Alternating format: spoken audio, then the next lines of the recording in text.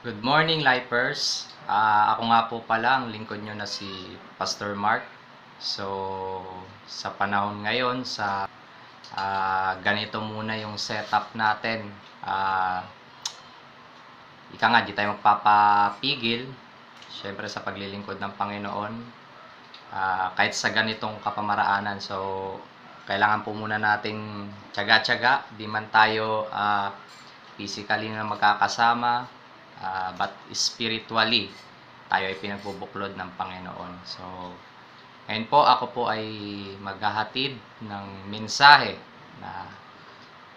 na ibinigay ng ating Panginoon, lalo na sa pinagdadaanan ng bansa natin. So, alam naman natin yung salitang panic, di ba? Mga ganyang pag-aalala. Yan po yung mga pag-uusapan natin sa mga oras na ito, di ba? So, alam naman natin mga current issues, mga tao talaga pagdating sa pagkain, financial problem, source of income, halo-halo.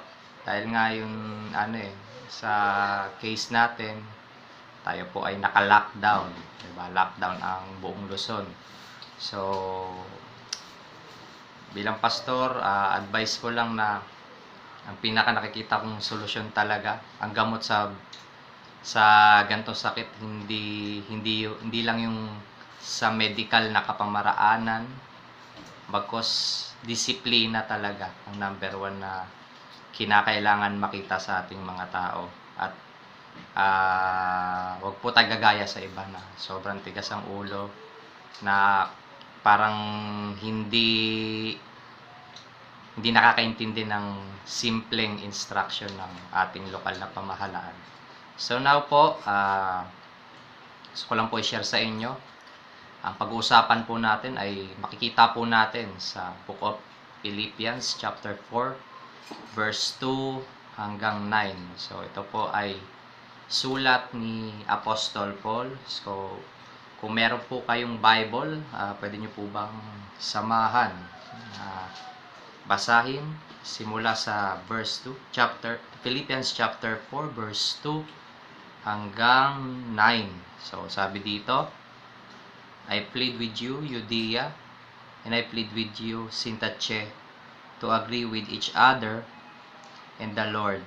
Yes, and I ask you, loyal yoke fellow, help this woman who have contended at my side in the cause of gospel, along with Clement and the rest of my fellow workers, whose names are in the book of life. Rejoice in the Lord always. I will say it again, rejoice. Let your gentleness be evident to all.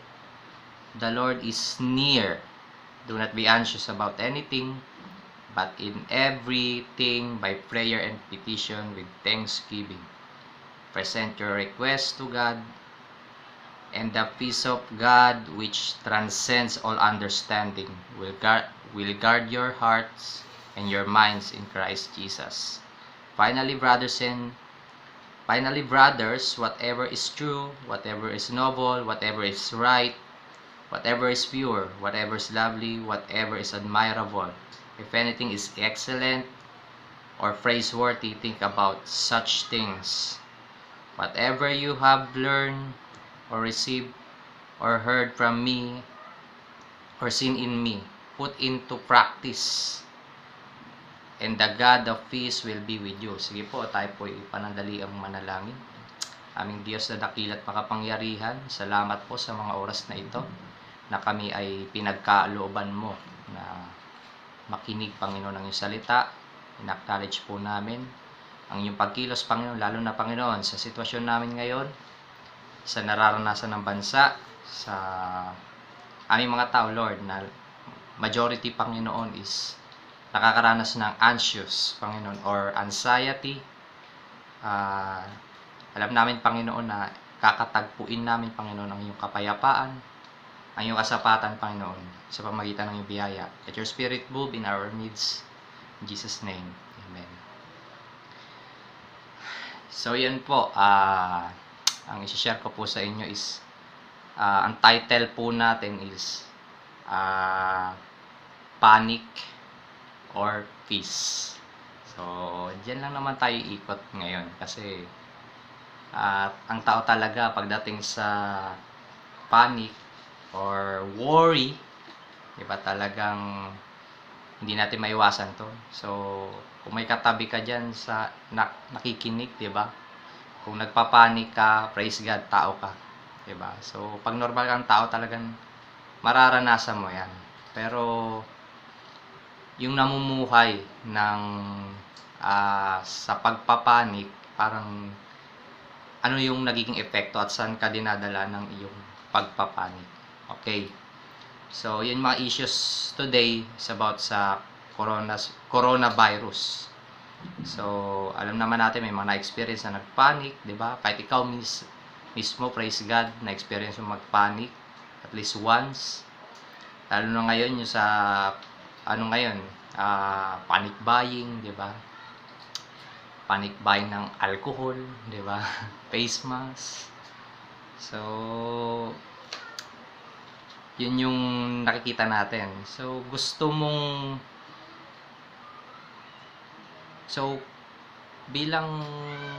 gusto mong gawin ko, pastor? Parang ganun yung iba nasa isip niyo. Ano ba gusto mong gawin ko, pastor? Mag-celebrate, 'di ba? Ganito na nangyayari, kailangan ba maging masaya? So, mamaya po sagutin natin. So, yun nga po yun po yung pag-uusapan natin yung about sa panic, 'di ba? Ano nga ba yung meaning? Yun yung tanong. Ano ba yung meaning ng panic, 'di ba? Sabi doon, mababasa natin as noun, 'di ba? Sabi doon, sudden uncontrollable fear or anxiety. Yan. Often causing wildly unthinking behavior. So, ang dami niyang definition. So, controllable fear. 'Di ba? Yung kahit ayaw mong matakot, 'di ba? Dahil nabigla ka sa sitwasyon, nakita mo, 'di ba? Ay, nagugulat ka, 'di ba? Yung ito sorry po sa mga Bisaya. Kasi may mga kapitbahay kami dating Bisaya na pag natitripan namin gulatin, talagang grabe yung kanyang reaction or response sa paggugulat. Diba? Kasi di niya alam kung natakot siya o ano. Diba? So, parang mali-mali na yung response niya. Hindi niya na nakontrol yung nararamdaman niya. Ano pa? Yung sa sobrang takot din, then often causing wildly unthinking behavior, di ba?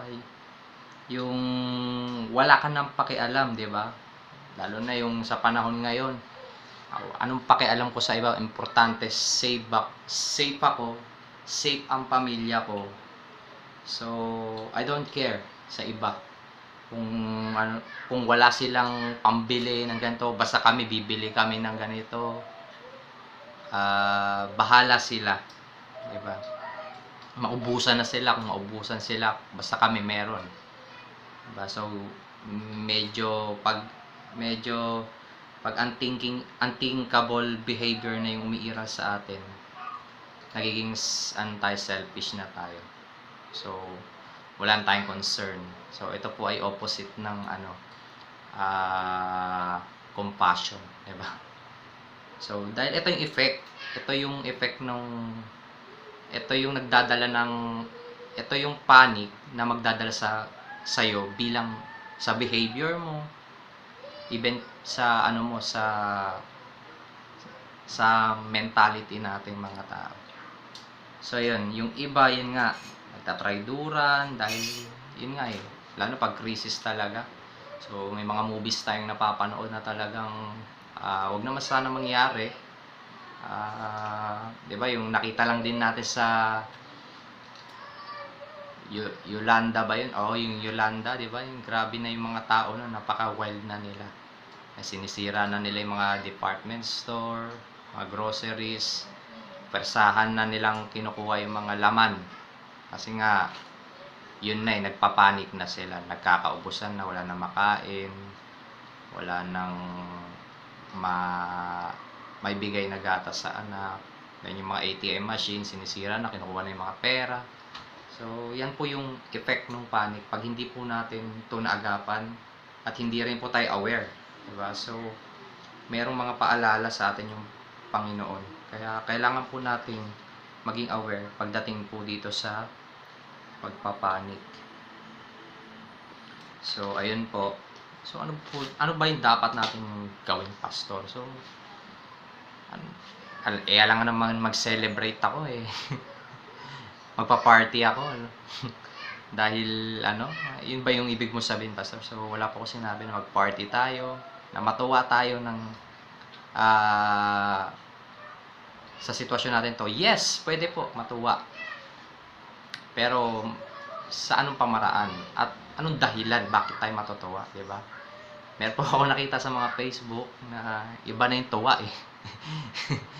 Yung tipong tinatali na yung sarili. Tapos nakikipagtakulan na siya sa alaga niya. Di ba? Masaya yun. Tapos yung so medyo delikado lang yata yung saya na yun. Ibang saya yata yun. O iba yung pinaghugutan ng saya. So, ito pa po. So, ito po, pag-usapan po natin, syempre, yung Book of Philippians. So, ito po ay written by Apostle Paul. So, ito po ay sinulat ni Apostle Paul while he is on imprisonment from Rome. So, actually, letter to ni Paul, ni Apostle Paul sa kanyang experience, diba, habang siya nakakulong, in-encourage niya yung Philippi to stand firm in the face of persecution and rejoice regardless of whatever circumstances that you have. So, ganun po. Parang kung ilalagay mo yung sitwasyon mo kay Apostol Paul, parang mag-encourage pa ako eh. Ako nga itong nakakulong. Diba? So, hindi.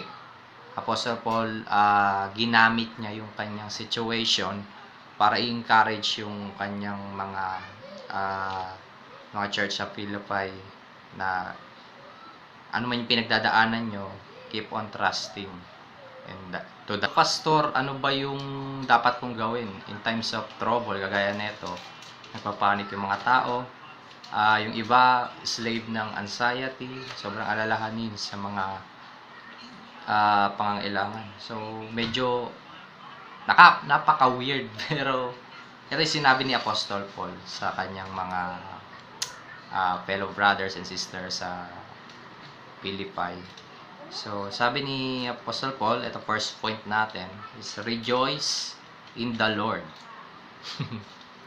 Rejoice in the Lord. So, basahin po natin sa Philippians chapter 4, verse 4.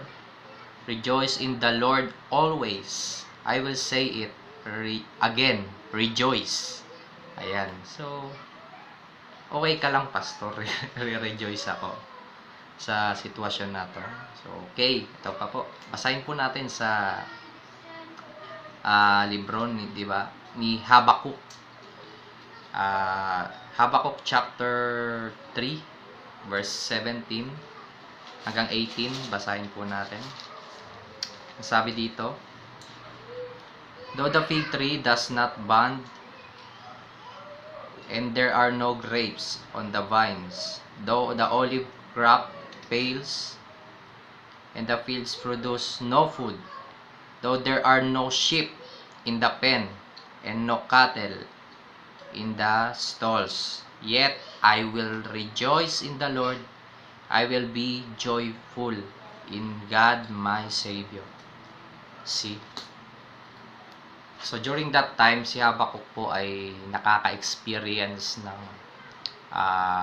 severe trouble.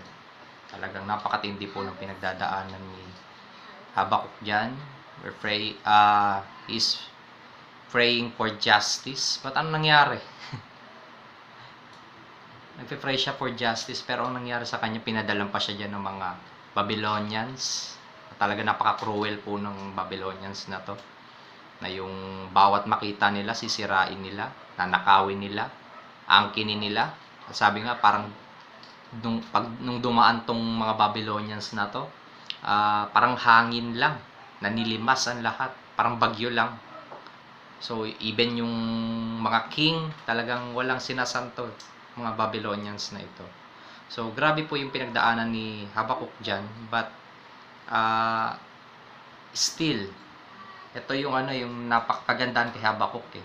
He has learned the lesson of faith to trust in God's providence regardless of circumstances. He declares that even if God should send suffering and loss, he would still rejoice. Ayan na. Nagre-rejoice pa rin siya. In Amis, Savior God, one of the strongest affirmation of faith in all Scripture. So, ito po yung isang pinaka-strongest affirmation ng faith talaga ng tao is yung time ni Habakuk na tatayo ako sa kutang ito na hindi ko makikita yung pagkilos mo, Panginoon. So, grabe. Talaga nakipag-wrestle siya sa Panginoon. So, kung may nararamdaman ka, pwede mong yun sa Panginoon eh. Ilapit yan. But, ito yung kagandahan sa Kanya. Parang baliw ka lang no? Pero, kakaiba yung response niya dito. Yet, I will rejoice in the Lord. Patuloy pa rin siya magre-rejoice. Kasi, ibig sabihin lang yun. Kaya siya nagre-rejoice kasi hopeful siya. Kaya nga ito yung sa ating mga tao, di ba, mapaka-Kristiyano ka man o hindi, same po tayo na situation ngayon sa COVID, di ba? Lahat po tayo dumadating sa point na lack talaga yung finances natin, zero income, pero still ito naman yung kagandahan lang sa ating mga Kristiyano kasi tayo hopeful, di ba? Kaya ang ang masasabi ko lang po ilagay po natin yung pag-asa natin sa Panginoong Diyos na hindi naman po for life to, na buong buhay mo mararanasan mo itong paghihirap na to. So yun nga, everything na nangyayari sa bansa natin, God has a purpose. So may mga tanong nga na kalooban ba talaga ng Panginoon ito? So hindi po natin masasagot yan directly. So ang alam lang po natin ngayon, dapat natin gawin is manampalataya, magtiwala sa Panginoon, manalangin, at sumunod sa ating mga lokal na pamahalaan, di ba? So, you should rejoice, di ba? Kung nasa bahay ka ngayon, ito po yung isa sa positibong nakikita ko sa epekto ng lockdown sa Luzon natin, di ba? Di ba? Tanungin mo, isipin mo lang sa sarili mo na kailan ba kayo nag-bonding ng family mo, yung tipong kakain kayo sa lamesa, kompleto kayo, nag-uusap-usap kayo, di ba? Kailan ba yung huli, di ba? So ito po yung tinitignan ko na mga positibong epekto ng lockdown. So yun nga, yung iba nga nagtataka ako nung nagtatrabaho, hanap ng pahinga. Ngayon, sobra-sobra na sa pahinga, nagrereklamo pa rin. Di ba? May nakita ko nag-post, ano ba yan? Sakit na ng likod ko, kakahiga. Umaga, hapon, gabi. Yan, nagrereklamo. Sobra-sobra na sa pahinga, nagreklamo pa. Di ba? Dapat nga pagpasalamat mo eh. Ako nga, bilang driver, nagpapasalamat ako kasi 1 month or beyond na pahinga, na walang biyahe. Ang positibong nakikita ko, puputi ako. So, may mga positive pa rin. So, yun po yung i-treasure natin. So, kasi nga po, pag yung masyado ka ng lugmok sa negatibo, baka dalhin ka neto sa kapahamakan. So, let us continue to praise God and to thank God whatever circumstances that we have. So, si Lord naman, yun nga, pangako niya rin sa atin, hindi niya naman tayo iwan ni pababayaan sa sitwasyon nating ito. So, balik po tayo dun sa ating pinag-uusapan. So, yan. May mga tanong why God says this. Kahit na nasa severe trial ka na ng buhay mo, kailangan mo pa din mag-rejoice o mag-alak. Diba? So, ito lang. Kasi ito po yung isa rin kung enemy man, kung involved man yung enemy dito, o si Satanas, isa lang naman yung mission ng kaaway, ayaw kanya maging masaya. Lalo na pag nasa side ka ng Panginoon. Lalo na pag ikaw Kristiyano. Ayaw ka niya magtitiwala ka sa Panginoon. Ayaw ka niya na maging masaya sa mga blessings na natatanggap mo sa Panginoon. Remember, Job, diba? Nakaranas siya emotionally talaga down siya, financially down, then sa relasyon din niya sa asawa niya may problem. So kung di pa umabot yung ganong problema mo, praise God pa rin. Kasi si Job talagang, if may put myself sa posisyon niya, sabi ko baka mas piling ko na lang mamatay kaysa yung matira sa yung bungangera mong asawa, di ba? So kaya yung mga misis dyan, please kung nagsasuffer may asawa nyo, please support him. Huwag nyo po masyado silang pinupush, dahil alam ko po yan bilang tatay na minsan pag nape-pressure, mainitin din ang ulo, diba? Pero ayan, so yun nga po sa buhay ni Job, talagang pagdating sa trials, talagang number 1 na siya yung ginamit ng Panginoon to inspire us.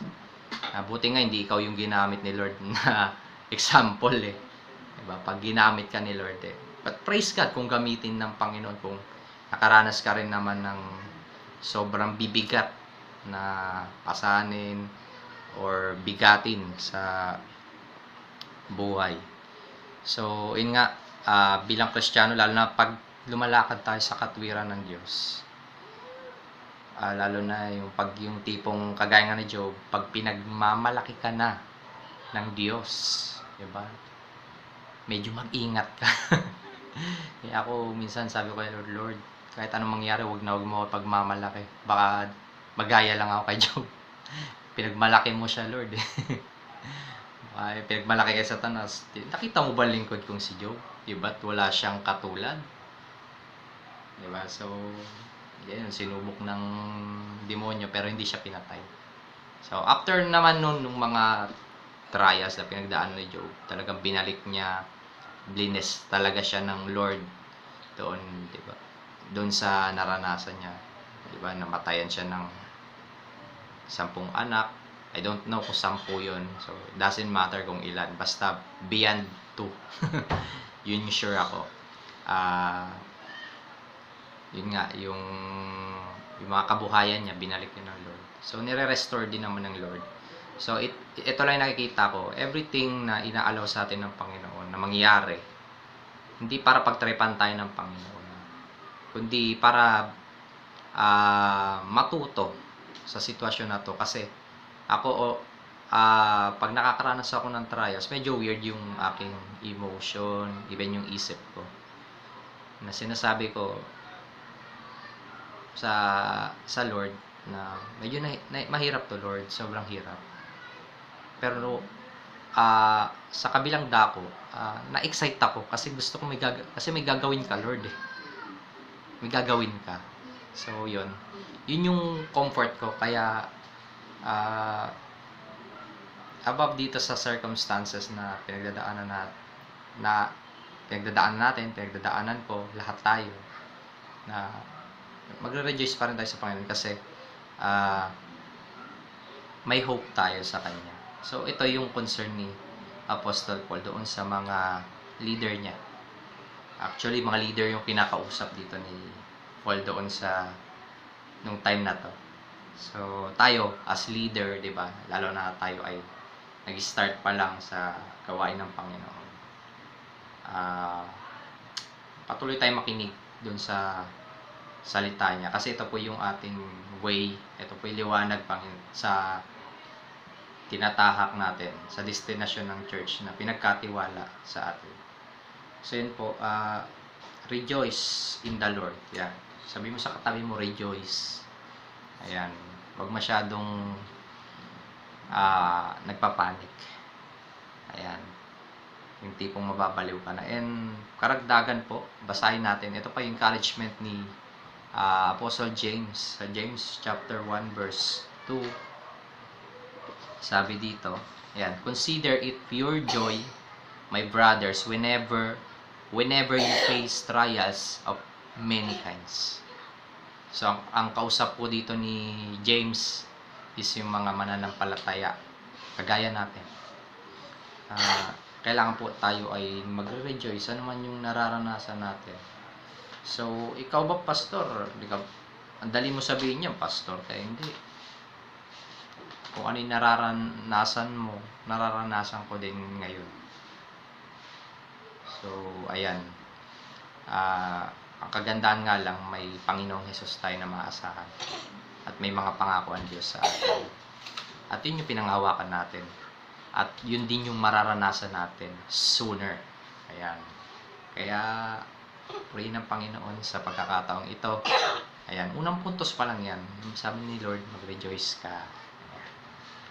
Rejoice to the Lord. Diba kinakanta pa na, rejoice to the Lord always. Rejoice. So, medyo di ko alam yung tono niya kasi di ko panahon yan. Nabutan ko ng mga Planet Shakers na. Repent, pastor, repent. So, okay. Next point natin.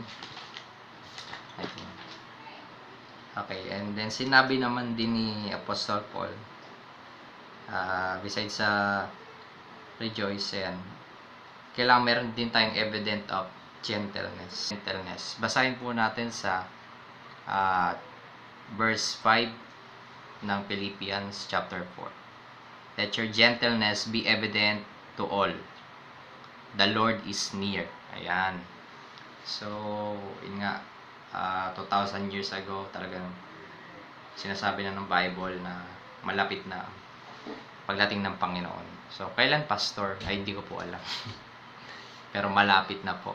So, nakakatakot yun pag alam po yun. Kasi pag alam po yun, ngayon pa lang, tumakbo na po kayo. So, no one knows, sabi po ng Bible.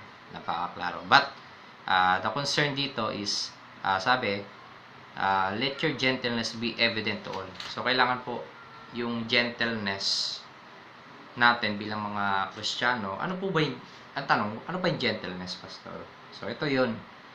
Care to others, showing concern for church. Yan. Kailangan pakita po natin yung ating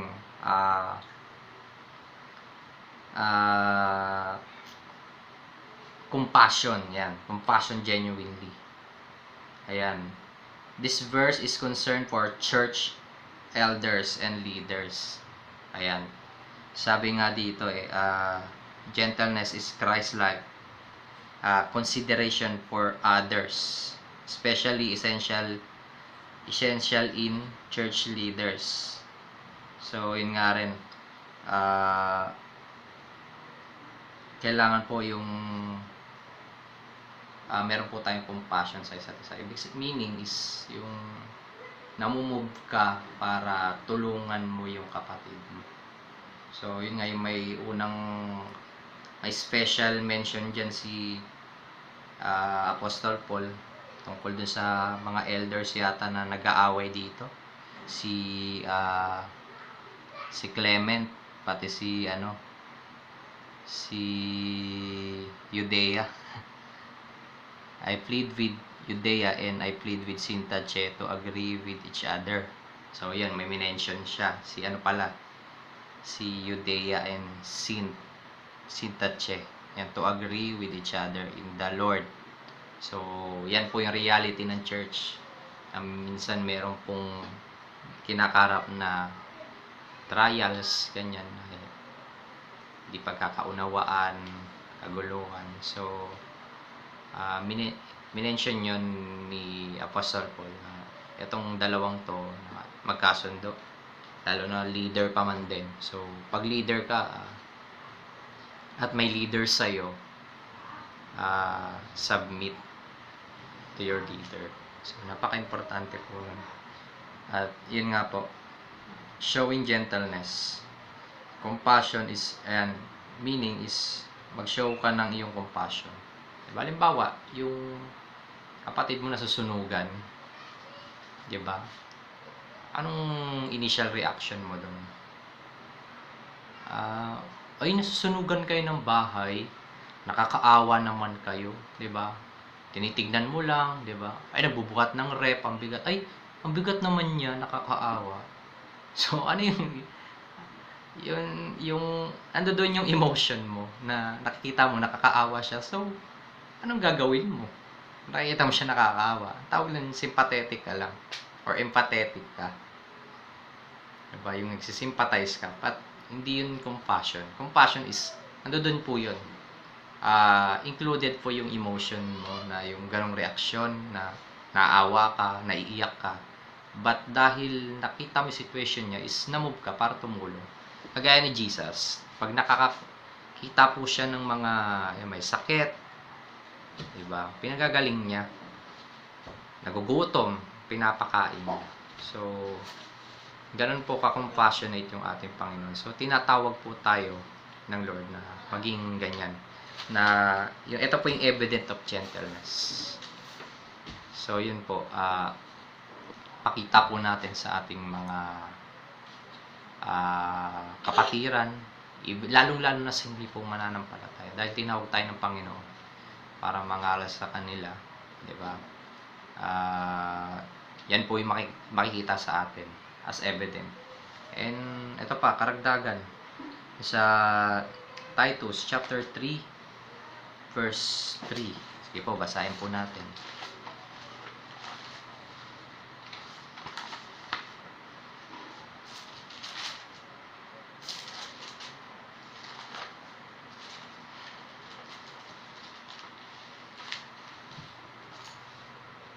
Sabi dito, at one time, we too were foolish, disobedient. Okay.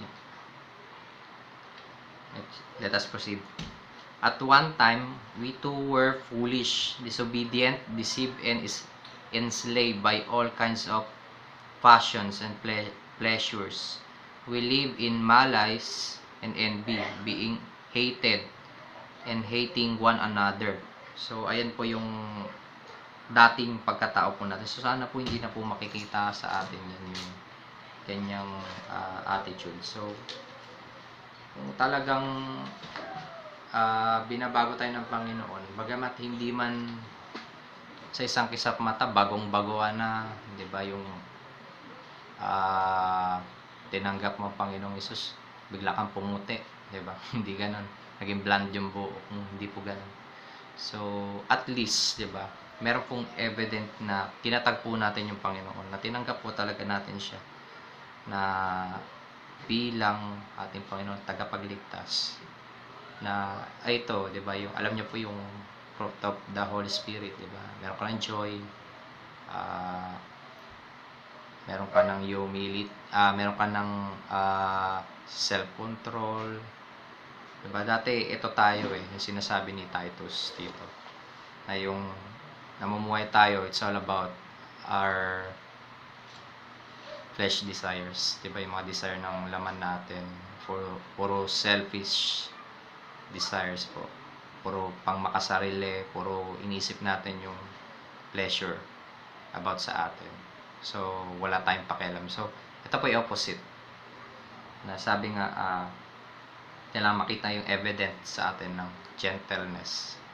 So, lalo na in times of dito po makikita talaga yung attitude natin mga Kristiyano in times of trouble, lalo na ngayon na nasa kalagitnaan po tayo ng crisis, di ba?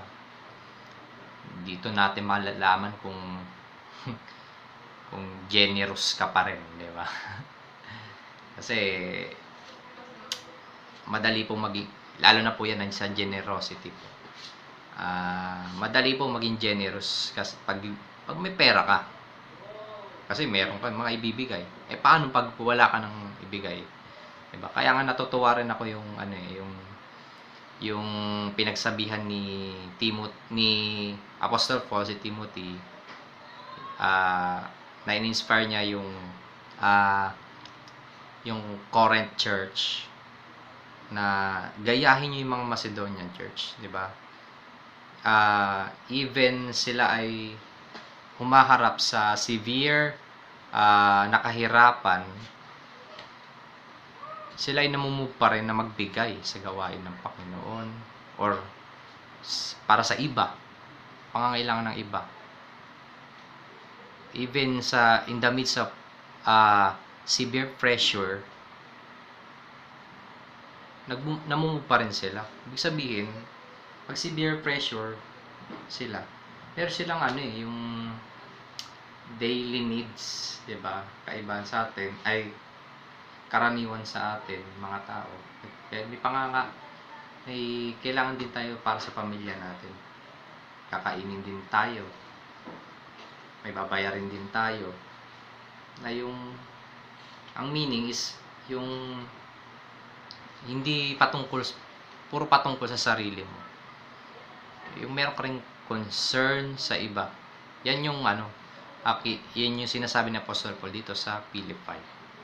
Lalo na pag leader ka. Paano ka nga naman tutularan ng i-disciple mo, dadali mo sa Panginoon? Ayan, diba? Ang damot-damot niyan, di man lang marunong magbigay, diba? So, ito po yung kinonsern ni Apostle Paul dito sa na kailangan meron po tayong evident of gentleness. So, yun po yung pangalawang point natin, evident of gentleness. First point natin is rejoice in the Lord. Pangalawa, evident of gentleness. Okay, pangatlo po, ito, very direct. Do not be anxious. Third point natin, do not be anxious. So, ayan, babasahin po natin sa verse 6 hanggang 7. Diretso na natin. Sabi dito, do not be anxious about anything, but in everything, by prayer and petition, with thanksgiving, present your request to God, and the peace of God, which transcends all understanding, will guard your hearts and your minds in Christ Jesus. Do not be anxious. So, yun nga po pinag-usapan po natin. Ano ba yung anxious? So, ito po yung nga po yung nagpapanik ka, yan. Ito po yung nakikita kung saan meron kang uncontrollable fear, di ba? Meron kang unthinkable behavior, yan, wala kang pakialam sa iba, basta ikaw, basta sila yun. So, ito po, do not be anxious. So, yung kabalisaan. Minsan kasi ito po yung nature natin, mga Pilipino, advance mag-isip. Diba? Na yung hindi mo pa dapat problemahin, yung poproblemahin mo pa next year, problema mo na ngayon. So, ayan. Kasi pag anxious ka, ito po yung nangyayari sa'yo. Masyado kang self-centered. Ayan, counterproductive. At yung nag-worry ka. Sabi dito, a prayer and petition with thanksgiving. Ito po yung encouragement sa atin sa Book of Matthew chapter 6 verse 25 hanggang 31. Let us read po. Sign po natin.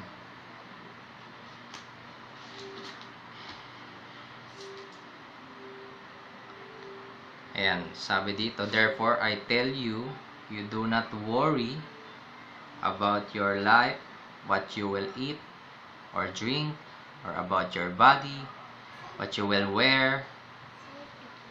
Ayan, what you will wear, is not life more important than food, and the body more important than clothes. Look, look at the birds of the air. They do not sow or reap or store away in barns, and yet your heavenly Father feeds them. Are you not much more valuable than they? Who of you by worrying can add a single hour to his life? And why do you worry about clothes? See how the lilies of the field grow. They do not labor or spin. Yet I tell you that that is not even Solomon in all his splendor was dressed like one of these. If that is how God clothes the grass of the field, which is here today and tomorrow is thrown into the fire, will he not much more clothe you, O you of little faith? Ayan. And last verse, so do not worry saying, what shall we eat? Or what shall we drink? Or what shall we wear? So yan po. Pag tinuloy po natin yung verse na yan, sabi dito sa 32, sige tuloy natin para maunawaan natin. For the pagans run after all these things, and your heavenly Father knows that you need them. Ayan. So, tuloy natin hanggang sa last verse. But seeking first the kingdom of God and His righteousness, and all these things will be given to you as well. Therefore, do not worry about tomorrow. Tomorrow will worry about itself. Each day has enough trouble of its own. So yun po, encouragement po sa atin na do not worry about tomorrow. So yun nga po yung minsan nabasa nyo sa post ko na kung may kakainin ka pa ngayon, di ba? Praise God. Kung may kakainin ka pa, kung may inumin ka pa, kung may matitiran ka pa, praise God. So, i-treasure mo yung bawat araw na ito ay biyaya ng Panginoon na binigay niya sa'yo. Na minsan kasi yung alam mo yung the whole year na problema natin sa future, sinasalaksak natin sa utak natin. Kaya yung in effect po, sobrang nagiging counterproductive ka. Sa sobrang kakaisip mo, 'di ba? Alam naman po natin yung negative effect po niyan ng sobrang pag-iisip. Nandiyan po yung mga tao nagpapakamatay na. Lately lang may kunento sa akin yung kapatid namin na si Sister Ninya. Yan nga yung sobrang worry nung kanyang ka-workmate. Yung babae tapos yung asawa is yun nga nabaon sa utang because of tawag nito parang casino ganyan. Yun, nag-worry sila kung paano nila babayaran yung pera, millions, at I think kaya naman nilang bayaran kasi parehas na maganda yung trabaho nila mag-asawa. So but sila, na-slave sila, then yung worry nila dinala sila sa kamatayan and maling desisyon. So ang mga casualty dito hindi lang sila, hindi mga naulila nilang mga anak. So yun po yung reality ng buhay. So yung worry natin kung tayo ay may kakainin, 'di ba? Be thankful, 'di ba? May narinig nga ako sa isang preaching na sabi, ni-interview yung bata. Sabi, oo nga po pag makakain lang po ako ng isang beses sa isang araw, masaya na ako. So grabe yung ma-appreciate yung bata. Kumain lang ng isang beses sa isang araw, masaya na ako. Tayo kaya, ilang beses tayo kumakain sa isang araw? Siguro iba sa inyo dito, di ba? Yung basic ito na naman tayo di ba? Ang basic natin is kakain po tayo ng 3 times a day. Yan. At yung iba sa inyo dito, medyo lumagpas sa basic di ba? 5 times a day, yan. Diba? Iba sobra talaga, 'di ba? 5 beses sa isang oras. Sa isang araw, 'di ba? 5 beses sa isang oras. Tindi nun, 'di ba? So, yun po, huwag tayo mag-worry sa, kasi may pangako ang Panginoon eh. Binanggit niya dito yung mga ibon, di ba? Yun nga sila, wala silang kakayanan. Kagaya natin na may mga kamay tayo, makapaghanap buhay, may isip tayo na gagana.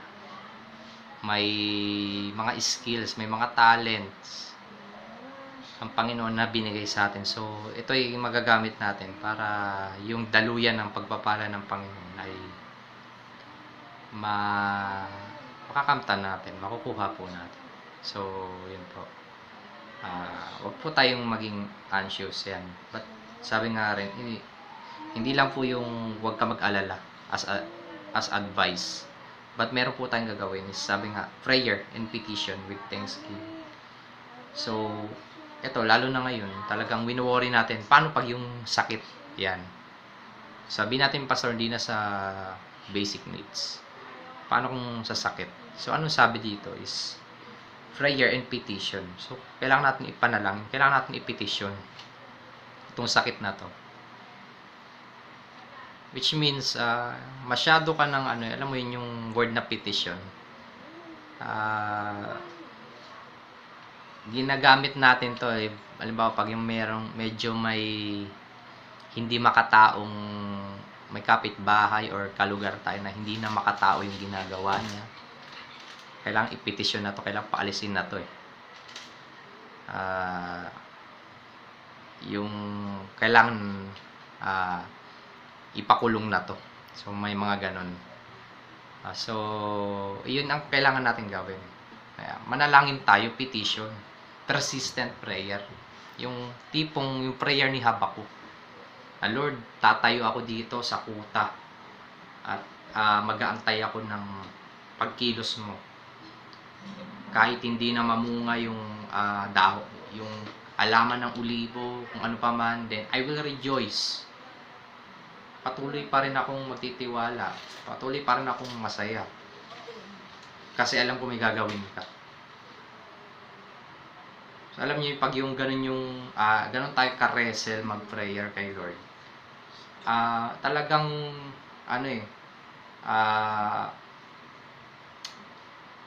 ibibigay niya yung pinagpe-pray natin.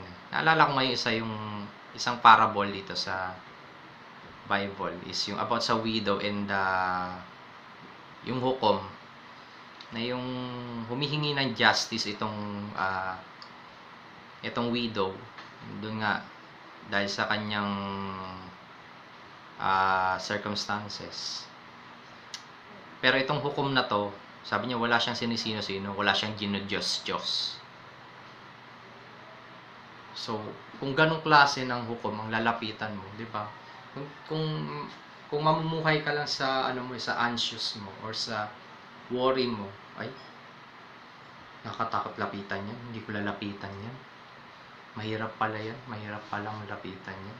Wala palang ginudiyos yan, wala palang yan.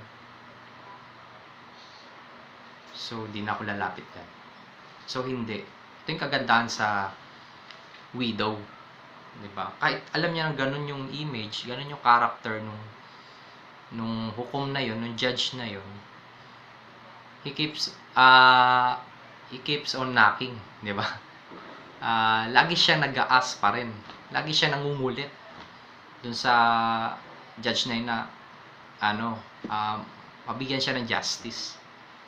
Dahil sa kakulitan ng widow na yun, binigay na nung judge. Pero mo, ang pangit nung character nun, pero binigay niya pa rin yung hinihiling ng widow. So, how much more si Lord? Napakabuti niyang Diyos. Kaya kailangan yung prayer natin, hindi yung putyo-putyo prayer, yung talagang na prayer, yung parang di man lang aabot kay Lord. Lord, sana mawala na to. So, hindi po sa pamamaraan din yung mas malakas boses mo, mas titinggin, hindi. Talagang persistent ka. Talaga nakipagbuno ka sa Panginoon. Kagaya ni Habakuk. So now, kailangan po natin ng ganong klase ng pananalangin sa bansa natin. So, do not be anxious, di ba? But pray and petition with thanksgiving. Ayan, hindi na masyadong, yun nga, makatwiran. I-petition na po natin yan. Lalo na itong COVID na to. I-petition na po natin sa Panginoon yan. Ayan. So, kailangan po natin magkaroon po tayo ng tranquility na tinatawag. Ano po ba yung tranquility? Ito po yung opposite ng anxiety. Ito naman yung tranquility ito. Ito ay based sa peace ng Panginoon. Yung you find peace kay God.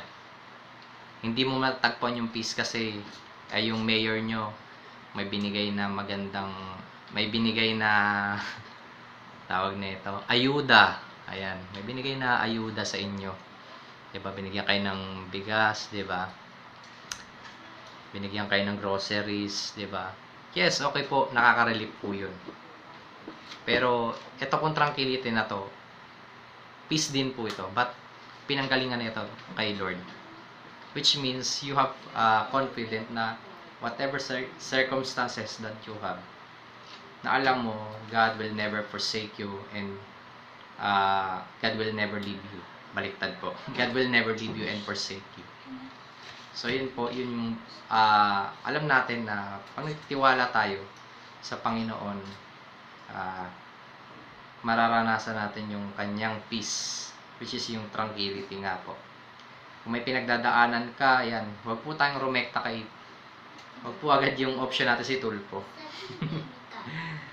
Diba? Kaya nga po sana nga po sa mga marriage ngayon no?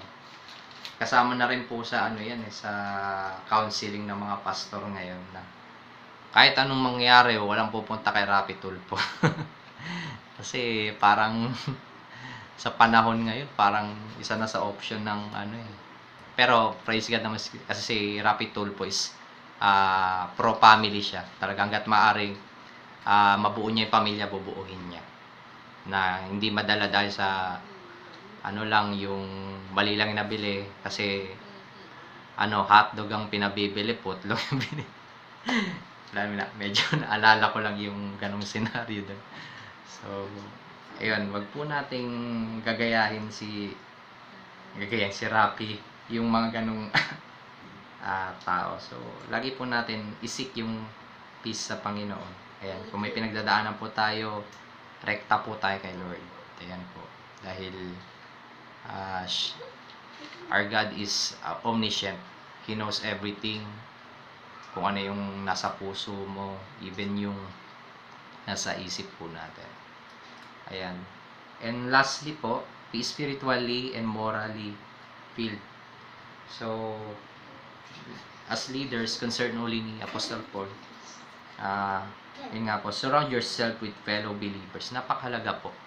Na lalo na sa gantong sitwasyon, na pag ikaw lang nag-iisa, tapos nakakaranas ka ng mga anxious, mga negative thinking, napakadelikado po pag sa hindi sa kapatiran ka hingi ng advice, hindi ka nakipag-fellowship sa mga spiritual leaders na makatulong sa'yo, lalo na sa sitwasyon mo sa financial, diba? Huwag agad yung Bombay. Diba? Hindi. Seriously, surround yourself with fellow believers. Yan po, para sa atin to mga leaders, be spiritually filled and morally equipped. Kailangan po lagi po tayong puspos sa espiritu and ma-equip po tayo sa moral na kapamaraanan. Kasi napakahalaga po talaga ng ang tao pag merong moral.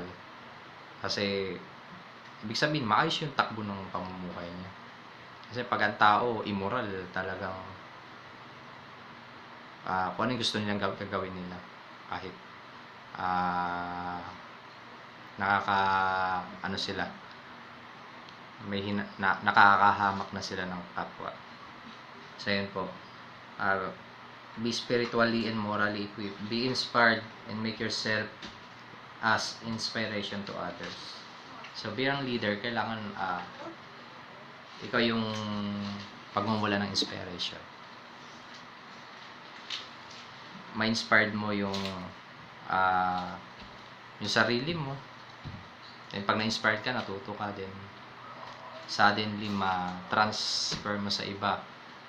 Lalo na ngayon sa sitwasyon na to. Ito po, maganda po na marami tayong natututunan through seeing, yan, listening, reading, then put into practice. So yan po yung concern sa atin ni Apostol Paul. Balik po tayo sa ating pinag-uusapan.